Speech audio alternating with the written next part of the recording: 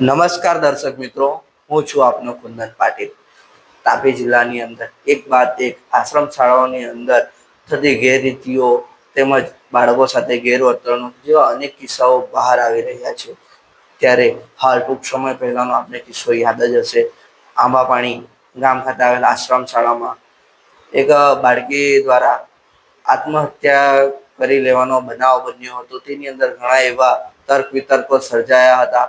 એ ઘટનાની સહી હજી ભૂસાઈ નથી. ત્યારે સોનગઢ તાલુકાના બંદરપાડા ખાતે આવેલ ગોરચિત ગામની પરમ ગુરુ આશ્રમ શાળાની અંદર એક બનાવ બને છે. એ બનાવનો ઘટનાક્રમ કંઈક એવો હોય છે. ત્યાંના શિક્ષકો દ્વારા જણાવવામાં આવે છે કે આ ઘટના બને છે તે દિવસે શાળાની અંદર આશ્રમ શાળામાં રહેલ બે બાળકો, જેમને કોઈક દીપકભાઈ નામના શિક્ષક દ્વારા પોતાના આપેલ કોટેજ કે રૂમની અંદર લઈ જવામાં આવે છે. તેમની જોડે ગેરકાયદેસર ગણાતું ગેસ રિફિલિંગ જેવું કામ કરાવવામાં આવે છે. બે બાળકો ગેસ રિફિલિંગ કરતા હોય છે, જે કાયદાની દ્રષ્ટિએ ગેરકાયદેસર છે. તેમ છતાં આ બાળકો પાસે એ કામ આશ્રમ શાળાના કમ્પાઉન્ડની અંદર કોટેજની અંદર કરાવવામાં આવે છે. ત્યારે આ બાળકો પોતે ત્યાં ભણતા હોય છે અને ગુરુનો આદેશ સમજીને કરે છે. ત્યારે જે કરતા હોય છે તે સમયે ગેસ રિફિલિંગ દરમિયાન ત્યાં કોઈક દીવો સળગે છે. એ દીવાના ચણખાથી કે ગેસ હવામાં પસરવાના કારણે ત્યાં અચાનક અગ્નિ પ્રજ્વલિત થઈ ઉઠે છે અને એની અંદર બે બાળકો આગની ચપેટમાં આવી જાય છે. તેમાંથી એક બાળક સૂત્રો પાસેથી જાણવા મળે છે કે ગંભીર હાલતમાં હોય છે, વધુ દજાઈ ગયો હોય, જેથી તેને ઘરે રવાના કરી દેવામાં આવે છે. અને એક બાળક હાલ પણ શાળામાં અભ્યાસ કરી રહ્યો છે. તેને નાની મોટી ઈજાઓ થાય છે.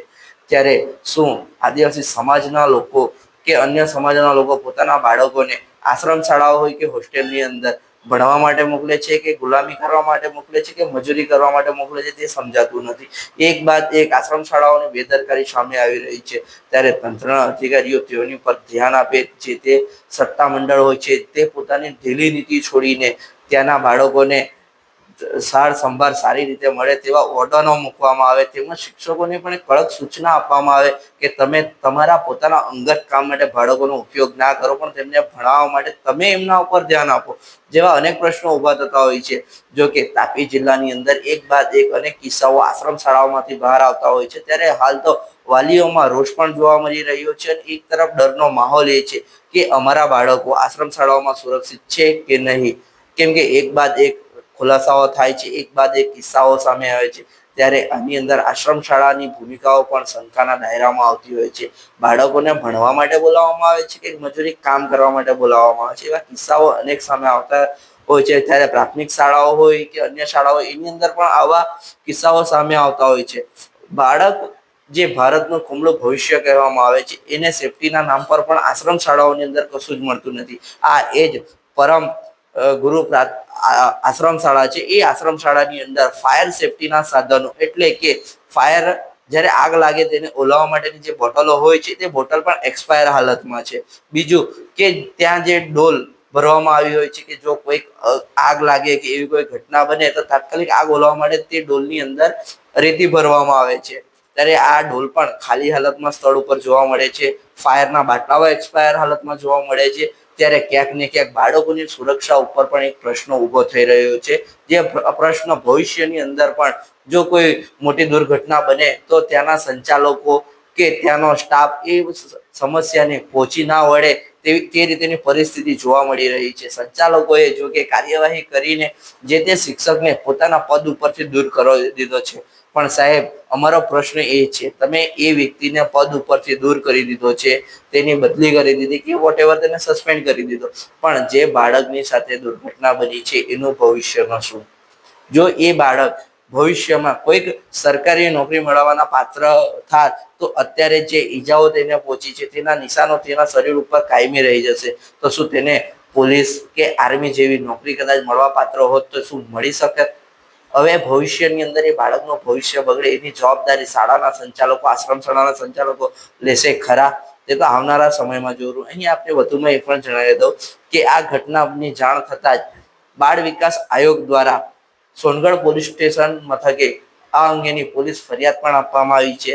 જે તે જવાબદાર વ્યક્તિઓ સામે હાલ કાર્યવાહી ચાલુ છે.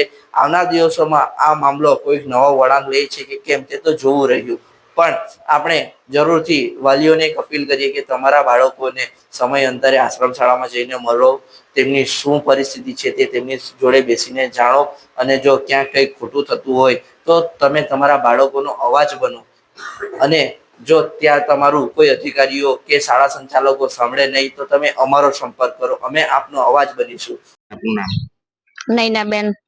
શું ઘટના બનતી એ દિવસે? એ તો સવારે સાહેબ કઈ રિપેર કરતા હતા, તેમાં દીવો સળગતા હશે ને, તો પોયરા અંદર રહે, 2 પોયરા. હવે પેલા ને હાર્ટ એટેક નું ઓપરેશન કરેલું છે, એટલે ઉચકાતું નહીં હોય તો જરાક પકડવા બોલાવી ગયા હે છોકરાઓને. એટલે પેલો દીવો સળગતા થોડું ઘણું લીકેજ થયું, તેમાંથી દેવતા જરાક સળગી ગઈ એવું થયું એમ કેતા હતા. હું તો પછી હાજરી પૂરતી ત્યારે ખબર પડી 10:30 સંમેલનમાં. ત્યારે કોઈક સંચાલકો તરફથી સાહેબ પર શું કાર્યવાહી એને છૂટા કરી દીધા છે સાહેબ ને અહીંથી. સાહેબને છૂટા કરી હા, દીધા. એટલે શિક્ષાત્મક કાર્યવાહી થઈ છે એમના પર? હા, છૂટા કરી દીધા મંડળ વાળાએ. અચ્છા. એ સિવાય કોઈ પોલીસ ફરિયાદ થઈ હોય એવું કઈ તમારા ધ્યાને ખરું? હા, પોલીસ આવી ગયા, જમાદાર સાહેબ આવી ગયેલા, અમે સોનગઢ બી ગયા, ત્યાં બધી અમારી કાર્યવાહી થઈ. સાહેબ ને બી બોલાવેલા. બધું થઈ ગયું છે. એ સિવાય સંચાલકો તરફથી કોઈ તકેદારીના ભાગરૂપે હવે શું પગલા લીધા એમણે તો કઈ નઈ, સાહેબ ને છૂટા કરી દીધા. હવે બાળ સુરક્ષા માંથી શું આવશે તેના પર આધાર, હવે પોલીસ સ્ટેશન માંથી જોઈએ એમ કેતા હતા.